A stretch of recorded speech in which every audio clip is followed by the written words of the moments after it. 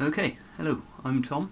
In this video we're just going to look at how to install Vigoro and some of the really basic stuff around it. I'm not going to go into too much detail in this video. There'll probably be some other videos coming out with more in-depth tutorials. If you want to see some more help once you've watched this video, if you go to othercube.com/Vigoro-help, there should be a link below. You'll see all these help pages, and each one of these help pages goes through a section of Vigoro, gives you a couple of tips, shows you how to do some of the slightly more complicated stuff, and gives you a rundown of what each option does. So let's start. We've downloaded the zip file. Hopefully you've bought the product by now, or you're just trying the trial. Once we unzip that, we should get this Figaro folder, which should look something like this. There's three sort of files here that we really need, and a folder. The first one here is the Pack Vigoro UI installer, and this is slightly confusing for some people. If you're using After Effects 2014, you won't need to install this file, but I will show you what to do with it anyway for CS6 and CC. So we've uninstalled this. I've just uninstalled it to, sorry, not uninstalled, unzipped this to the desktop. So the first thing here we've got is the Pack Vigoro UI installer. If we're using CS6 or CC, what we're going to want to do before we do anything is, let me just open a new project here, is we're going to want to go to File in After Effects, Scripts, Run Script File. We're going to find this Pack UI installer, and we're just going to open it. So keep in mind to do that through the File Script menu. Once this pops up, you will have this install Vigoro UI installer. I've accidentally opened the beta one, but same thing applies. So you'll just hit that. It should come up and tell you that it's installed and you need to restart After Effects. So go ahead and do that. And then that is that section done, so that should be fairly easy. To get the main script running here, we need to go to the Script UI Panels folder, and you can see there's one folder called Vigoro in here, and a Vigoro JSX here. It will probably be a JSX bin on the final download. So you're just going to select these two, copy them, and then I'm on a Mac here, so under Applications, go to After Effects, then find your Scripts folder, and then find your Script UI Panels folder, and then I've already pasted them here, but you can see you just paste the folder and the file into the Script UI Panels folder, and then you'll need to restart After Effects again if it's closed, or if it's open, sorry, and then you should be ready to go. The first time you run Vigoro, you'll want to go to Window, and then at the bottom it should come up showing you Vigoro here. So we select that. The first time you run this, it'll pop up asking you for a license code. So if you've bought the product, which would be amazing, then you just stick in the license code that you've been given. Otherwise you can type in trial to get a 7-day trial with it. So once we've got this open, you can see we've got this nice little panel here. It's dockable, so I'm going to dock it so it's out of the way there. And I'm just going to run through this panel and these other panels within it, and then we'll have a look at some template files and stuff. So you can see here we've got our Vigoro comp name, so we can set this to whatever we want. So let's just call it Vigoro, I don't know, demo, why not? Number of layers, 5. We've got no cut effects here, which is a tick box. If we tick that, within Vigoro it will disable on the layers the different cut effects. and this can help if Figaro is running slightly slowly. This can help to sort things out a bit, speed it up a little bit. And also, if you want to use 3D layers, which is the next checkbox, camera and light, you can use 3D layers normally with cut effects and they'll work fine. But if you want to do true 3D shadows, you'll need to make sure the no cut effects is ticked. And this is to do with the way that After Effects rasterizes layers when it's using things like cut effects on there. So that's a bit out of our control, unfortunately. And then underneath it we've got the magic Create Comp button. And next to this, just before we actually make the comp here, we've got this little cogwheel for default comp settings. So if we open this up, when you create a new composition here, you can choose to mimic a selected composition. So if I just close this again, I'll just create. So you can see this has got a duration of 18 seconds and it's 1080. Let's just make this 30 frames a second just so we can see it even more. So when mimic selected composition is ticked, if I just save these defaults here, if I try and make a composition without any composition selected, it's saying mimic is enabled. And what that means is we need to select a composition and then hit Create Comp, and it will create your new Vigoro composition with the settings of this other comp. This is really useful if you're sort of working on a project and you need to make sure your composition is the same frame rate, or that you've got some weird composition that you want to put this in. So now we can see on this composition it's set all the settings to the same as the comp 1 that we just created. So I'm just going to close this, just delete this just for cleanliness sake. So if we go back here and we untick mimic, the settings underneath it, these will all be taken into effect if mimic's unticked. So this is very similar to the Create New Composition panel in After Effects. We can set the width and the height. I'm just going to make this 720, say. Keep that at 25, and let's just make this 5 seconds, just for the sake of looking at this. So when we click Save New Defaults, it will save the defaults for us. And then next time we create a composition, the settings are now going to be 720, 5 seconds. So this just lets us sort of figure out where we're going with the Vigoro compositions before we get started and make sure everything's set up how we want it to. So let's have a look at the actual composition. When you create your new composition, you should see this. I've got the controller layer selected here.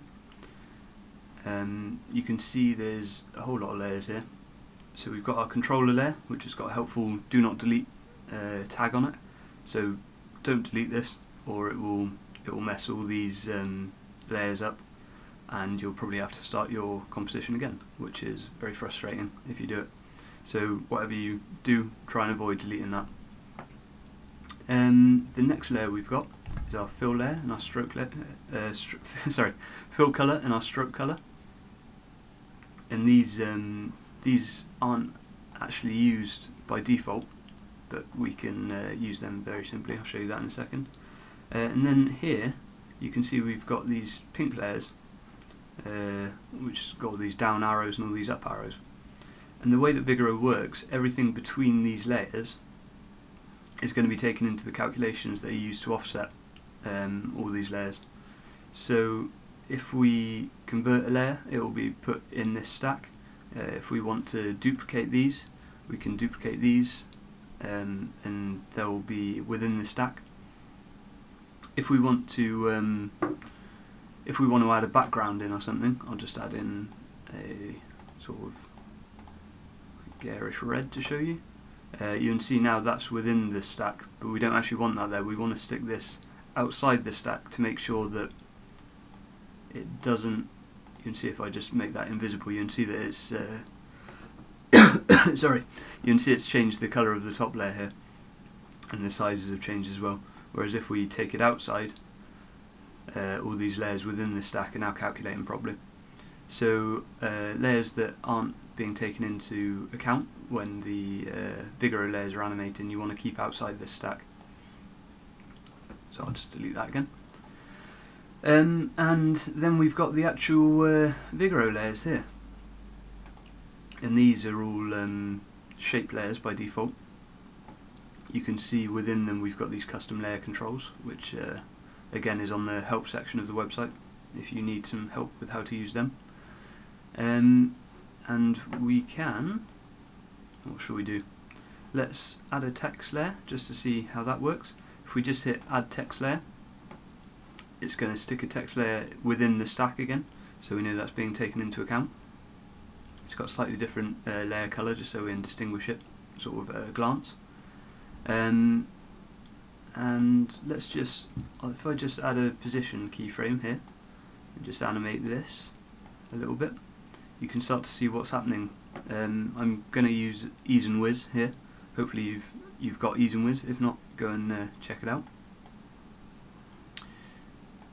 So now you can see what's happening a little bit with the offsetting, and you can see that we've created this new text layer, and that's now animating along with the circles. Cool. And the same thing works with convert layer, so you can convert a layer, import an image file, or use another shape layer and hit convert, and that will be taken into account here.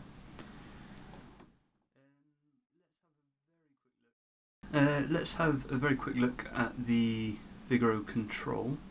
We're just going to go through some of these top settings here, hopefully figure out what this time offset seconds means. So when we're animating with Vigoro, we're going to animate everything on this controller there. I'm just going to open the position here, set a keyframe at 0, keyframe at 1 say, and just move these across. And I'm just going to use ease and whiz. If you haven't got that, it's worth getting. And just ease and whiz these keyframes, just so we can see what's happening a bit easier. So if I hit play now, you can see that these layers are all offsetting. And the way this is working at the moment, we've got the time offset set to minus 0.1 seconds. You can see that the back layer is animating in time with these keyframes, so this bottom layer here. And the other layers are offsetting ahead of it. So the top layer is offsetting, the second layer from the bottom will be offsetting 0.1 seconds after the bottom layer, and so on until the top layer. And the reason this number here is so small, why we haven't used a bigger number, is that these are going to offset against each other. So if we set this to minus 1 second, say, you'll see that now the back layer is animating with this keyframe, and then not until a second after this first keyframe will the second one start animating. So this is creating quite a long sort of animation, and this might be what we want sometimes, but most of the time you're going to want to keep this fairly low, so sort of minus 0.1, minus 0.05 even, or even lower if you want. And at the moment this is minus 0.1, so the back layer is animating and then the other layers are animating ahead of it. If we set it to plus 0.1, so just 0.1, you can see that now the back layer is animating with the keyframes. Just make this a bit shorter so it's a bit more obvious. The back layer is animating with the keyframes, and these layers are actually animating before it now. So because this keyframe is starting at the beginning of the composition, some of these layers have already animated. So what we're going to want to do, if we're using that, is just make sure we've compensated for that, and we can just move these keyframes along a bit. So now everything will be animating properly. We can also, if we've got lots of different things keyframed in here, just drag this controller layer along and it'll move all the keyframes. So we can get that working. Let's just set this back. We've got a lot of settings in here. Again, they're all covered in the help guide and in future videos, hopefully. So let's just have a quick look at the last thing on this panel here, which is the bake and freeze. We've animated this. Let's just add a bit more animation in, just so we can see what's happening. So now you can see we've got this very quick little animation happening. Bake and freeze is, if you've ever used sort of 3D programs that bake keyframes or done it within After Effects, then you'll know what this is. But basically, when we've got a Vigoro layer, all of these layers are using expressions to figure out where they need to be and how round they need to be, if they're a triangle, if they're a circle, if they're offset, if they've got a cut effect on them. So there's a lot of different expressions going on here to calculate what's happening. And if you're using a lot of these, say you're using a lot of layers in your composition, or if you start stacking up a lot of layers against each other, it can get quite slow because it's trying to figure out so much that's happening. So we've added this bake and freeze panel here, and you can choose which part of your layer you want to bake or freeze. So if this was a text layer, there'd also be a text section in here. We've got contents, effects and transform, so you can see we've got contents, effects and transform in here, as well as the text. This is fairly slow, so I'm just going to delete 3 of these layers, so we've just got these 2 layers here, just so we can see what's happening. So if you sort of have a lot to do, it's probably best to just let this run and then you're done. Once it's baked, it won't be editable anymore, which is why we've added in these different sections. So if we wanted, we could just bake the contents and leave the effects and the transform free so that we can animate them further, which will help speed up our composition a little. For now, I'm just going to bake all of them, just so we can see what's happening. If I hit bake now, it will go through the layers. It will show us what's happening on each layer. So it's converting the contents of layer 5. And you can see down here, all these keyframes are appearing where these values are being baked. So once this is done, as you can see, it takes a few minutes. Once you've got a lot of layers or a longer composition, it can take a while. So now it's complete. We've got all these sections baked, and you can see how much quicker this is scrubbing through now. So if we had a lot of these layers, we could very easily scrub through, or if we were layering up compositions, we could make that a lot faster by baking them. So that's a really useful thing. And you can see now it just sort of animates very, very quickly. So that's cool. Okay, so the last thing I want to show you here is some of the template files. We've got the help section online if you're a little bit confused, and we've also got these template files. And you can use these in projects, or you can use these wherever you want, really. So within the download, you've got these template files folder. If you go in here, we've got tags, colours, accents and transitions, and these are all going to work slightly differently. They've all got a couple of compositions within them, and they're there really to show you what you can do and give you some ideas. So if I just import this accents, you can see if we had a project, we could just import this sort of template file and we'd already have some accents ready to go that we could edit and customize how we want. So if I just open one of these, I'm not sure, let's have a look at this one first. Why not? The first one. We've got this accent. It's sort of these triangles bursting out and then popping back in. If we just go to the controller layer and hit U, we can see the keyframes that have been used on this animation. You can see there's really not very many for how much is going on here. And the best thing about this is, say we've started a project and we see this and we say, I want to use this, this is cool, but I'm not happy with it being the whole way round, I just want it to be sort of half a circle or something. We could just come down to the distribution panel, change the circle amount to 35% we've got here, say, and now we've got a whole new animation. We could also change these offsets, say, so it's 0.1, whack this up a bit more, and again it's going to be different animation. Let's just whack this up even higher just so we can see it. Let's do half a second. So obviously this will be slightly unrealistic now, so it's not ideal, but you can see that we can make a lot of changes. We could also come in, say, I want it to be more of a square. Let's just set that to 4, and we want to slice it up a bit. Why not? So we can just do that. Slice this. We've now got these weird little triangles.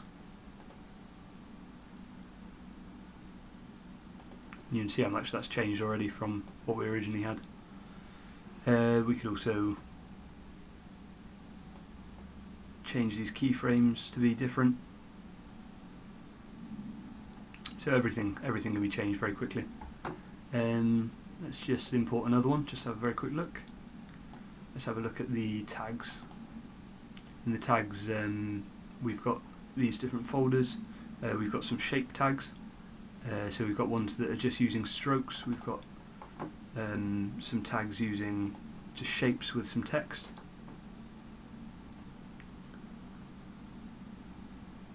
So these are all ready to use and customize as you want. So you can learn from them or use them in your project or do whatever you want with them. If I just have a look at one of these text ones as well, just so you get an idea of sort of the amount of stuff we can be doing with Vigoro. This one's using 3D layers and some cut effects. We've got this cool sort of cut up text zooming onto the screen. And also we could just sort of change this to say Vigoro or something. And now we've changed the whole animation. So you should be ready to go fairly quickly. So I hope that's been useful. Like I said, there should be some more tutorials coming soon. There's the help pages, which are worth checking out, and there's also pages on aescripts for asking questions and hopefully getting some answers. So I hope you have fun, and I would love to see what you guys come up with. So #Vigoro, enjoy.